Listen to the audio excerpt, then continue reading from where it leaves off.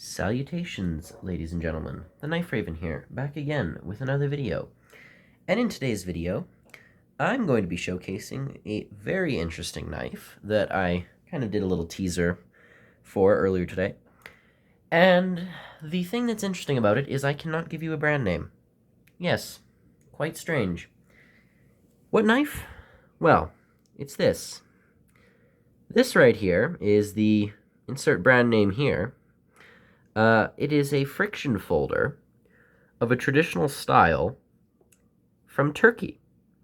Now, as a collector and as a worldwide knife enthusiast, I like saying that I have a knife from, every country that I know the name of. And as my knowledge of countries expands, and as my knife collection expands, I attempt to acquire more and more knives from different countries. And Turkey is a country that I've not yet had a knife from. So a little interesting bit of backstory, because this will make no sense without backstory. I am a big fan of farmers markets, antique shows, gun shows, knife shows, and the like. And at one of those, I believe a farmers market actually, there was a little pop-up stand. And at that stand, there was a knife booth. There was a table full of knives I hadn't seen before and couldn't help but have a look. Now, most farmers markets, they don't often have great stuff, but these look different. They didn't look like any brand names I'd seen before, and they definitely didn't look like they were just your run-of-the-mill, Frost Cutlery, M-Tech kind of low-grade stuff. And I looked around. I kind of checked out some of the knives. They looked interesting, but they were a bit on the pricey side, and by pricey, I really just mean I was broke. So take that with a grain of salt.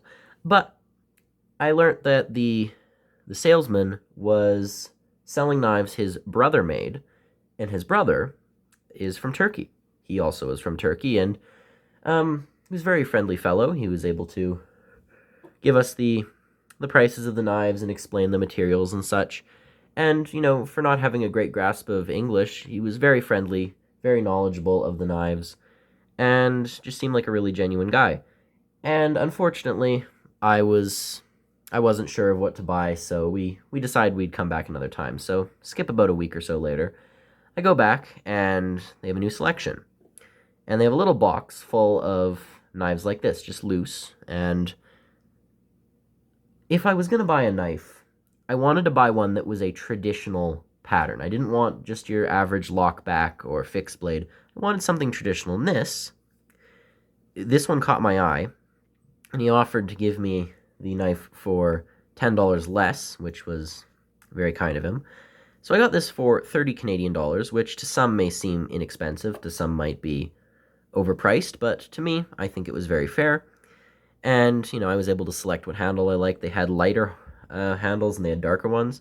This material is ram's horn.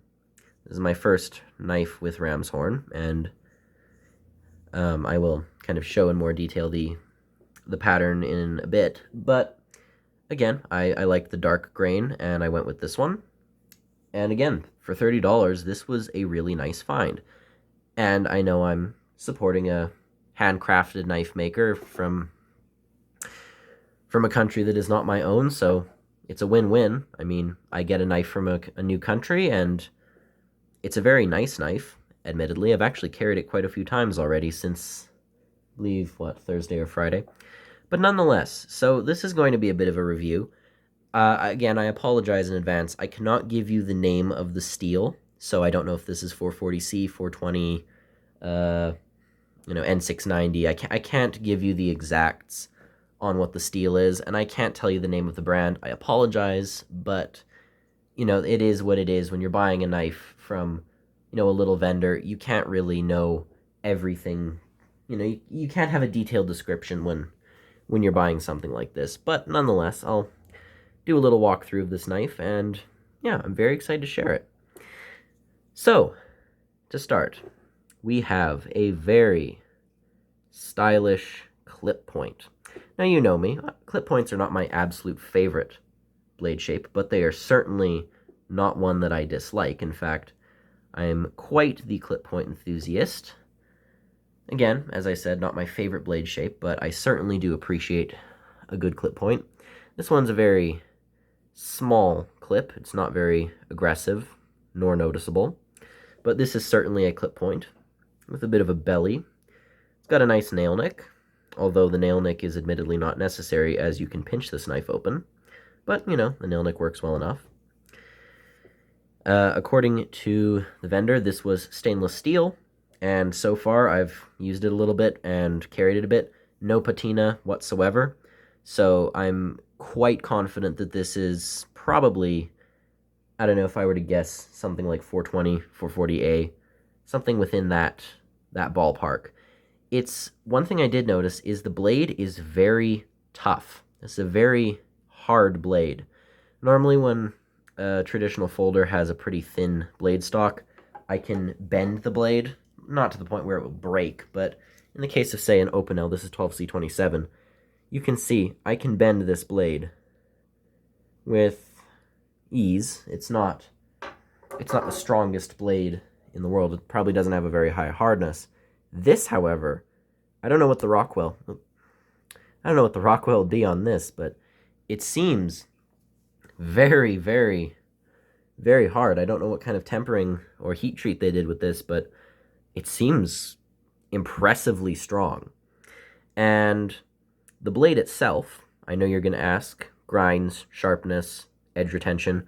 I can't give you an edge retention review yet because I haven't used it enough to actually warrant a sharpening. It hasn't dulled yet.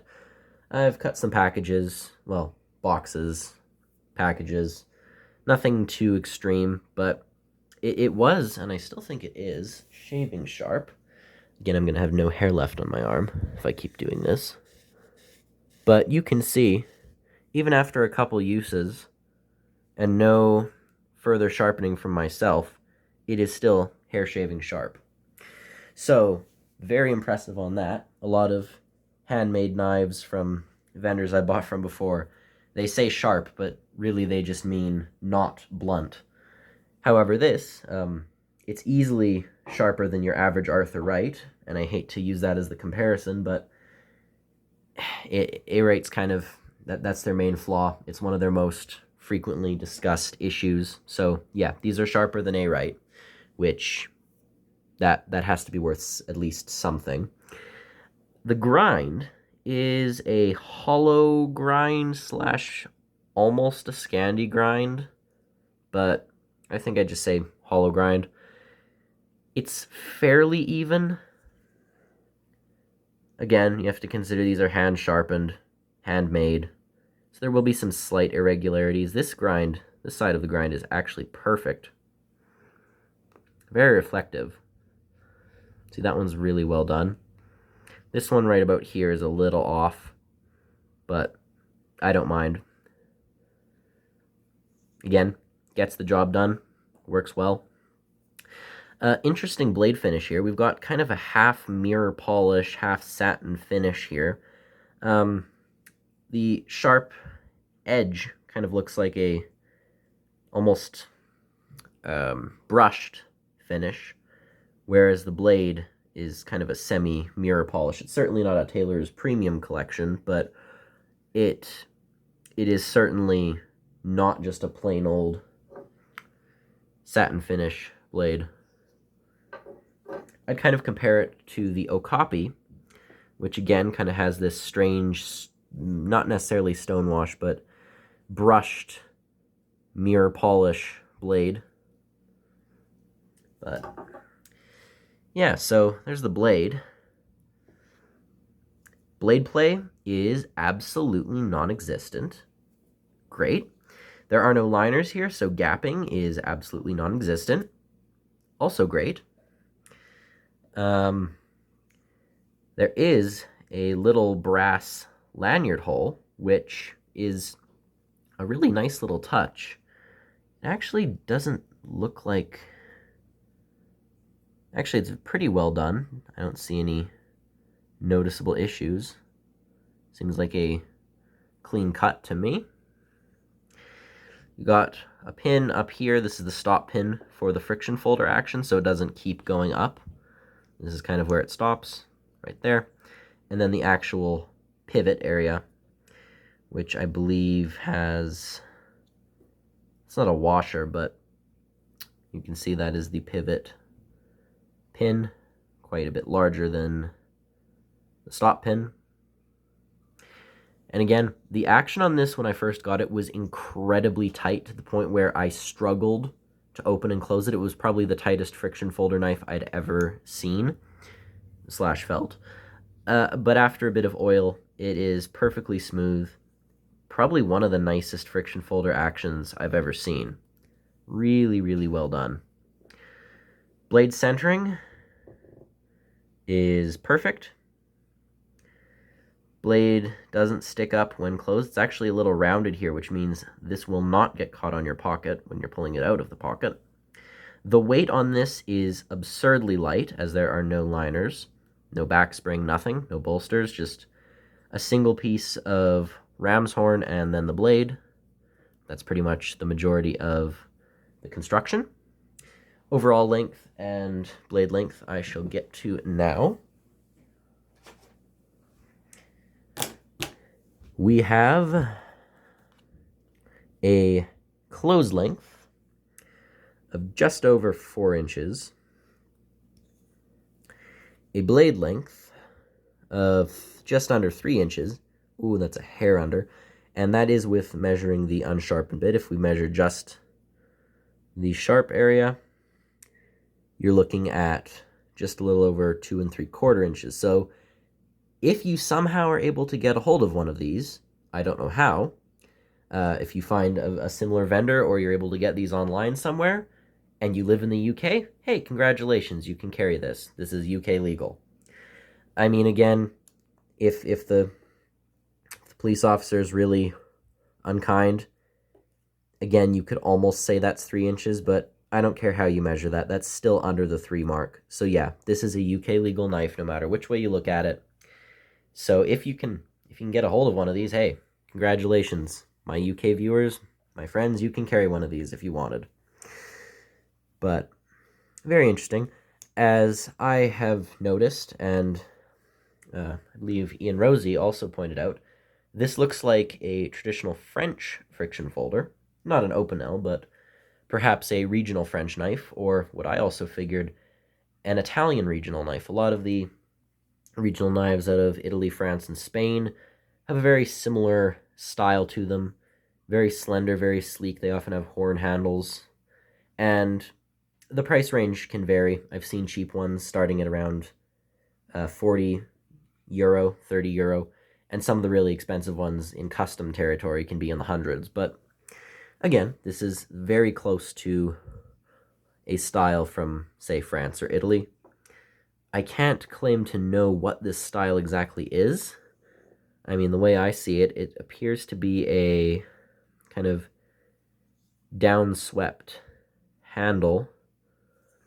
I suppose this could almost be similar to a Latier's in a vague, very vague way. But again, this is not something I've seen before. This is special. This is quite the unique knife, and it's that uniqueness that got me to buy it. I mean, I'd looked at the knives from the vendor before, but this was the one that actually caught my interest. And it was because, again, it seemed unique, seemed very traditional, and again, for the price, it seems quite well made.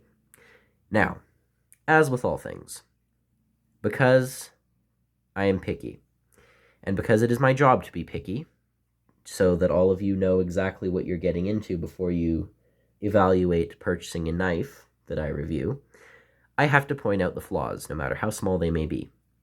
Starting with the blade.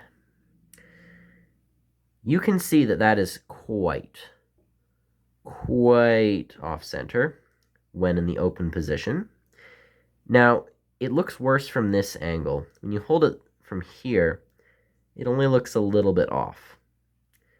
However, when you hold it from here, it looks quite off.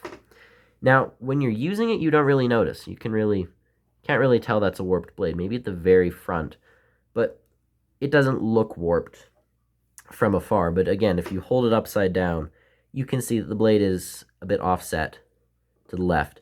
It's certainly not a Taylor's Eyewitness lamb foot. Again, I had two of those. One was quite nice, and then the other one had a terrible warp. It's not quite that bad, but it's there, so please keep that in mind. And the second flaw, I suppose, is the handle itself. Now, I, for one, am very pleased with this handle. I selected it amongst about 7 or 8 of these, maybe even more. And this was the one that I just thought was nice. I like darker colored horns like buffalo horn, and, you know, this one caught my eye. I quite liked it, but nonetheless, pardon me, you can see that there are some very, very heavily sanded areas where you can see this has been worn down quite a fair bit, although I will admit it is quite comfortable in the hand. I don't actually see an issue with it. I don't really think it affects the functionality of the knife, although for those who are picky, it does kind of look a little strange.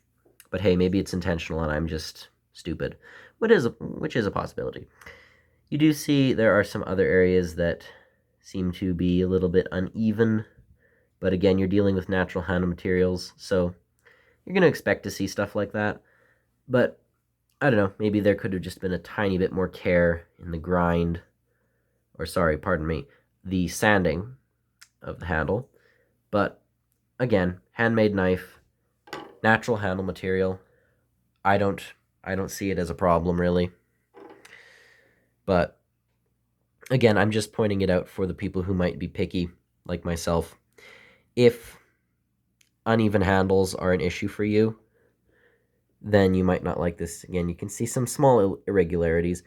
I will be very generous and say, this is far, and this isn't even being generous, this is just being truthful, this is far from the worst I have seen for unevenness. In fact, a lot of knives and knife companies should take notes from this, as I've seen quite a few knives from brands that I otherwise very much like.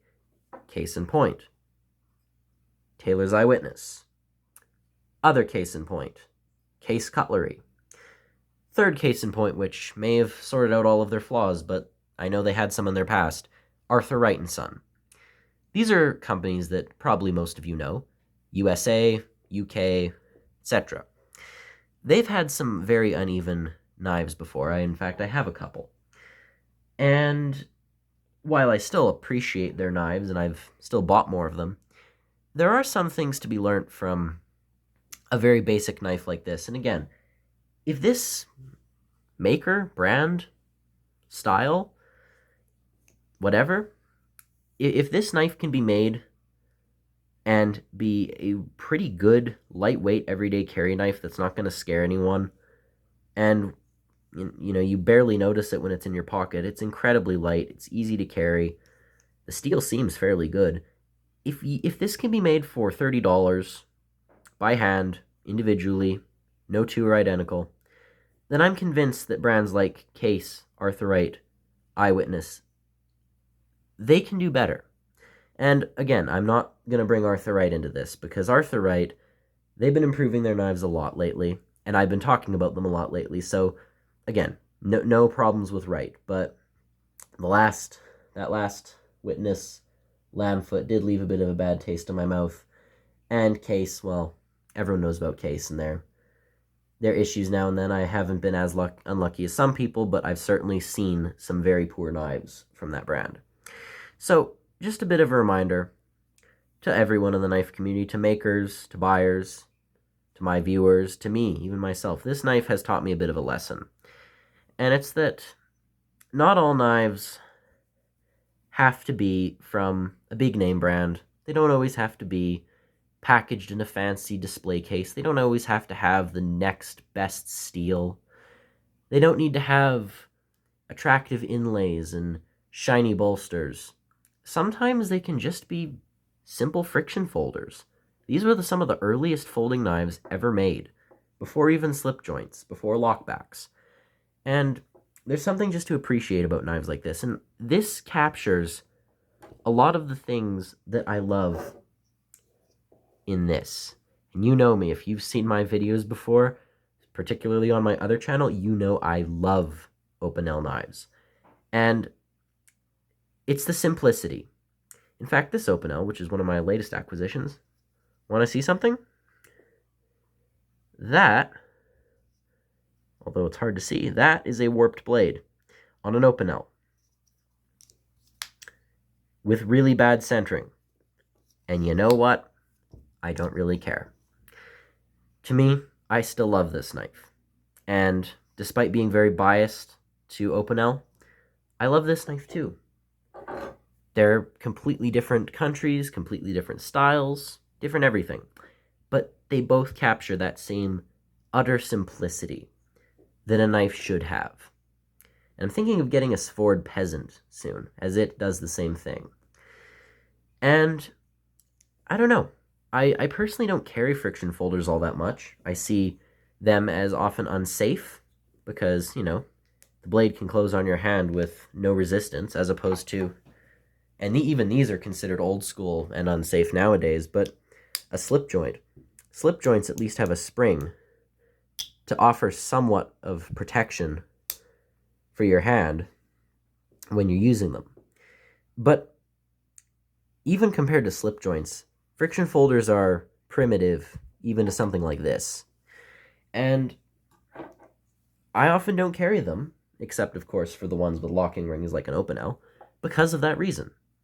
But lately, I've been buying more friction folders. In fact, again, that Opinel I just showed you was new, and what might be my next video, if I can ever get the blade out, I bought a Higo, and I'm very excited to talk about this knife too.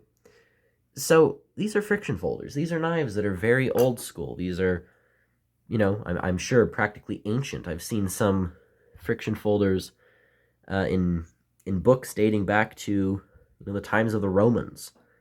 So, I just appreciate knives like this, and I think that we all could. Take a break, slow down from the modern, from the liner locks, from the Damascus, from the titanium, from the desert ironwood, from the mirror polishes, to the file work, to the little embellishments, to the signed letter of authenticity, to all of that. Take a break, slow down, and enjoy something nice and simple. Like this, if you can find one. Like a Higo, like an Opinel. And, yeah, even if you don't intend to carry this the same way you'd religiously carry your favorite Spyderco or Benchmade or Kershaw, it's worth having something like this. I think every collection should have at least a couple friction folders.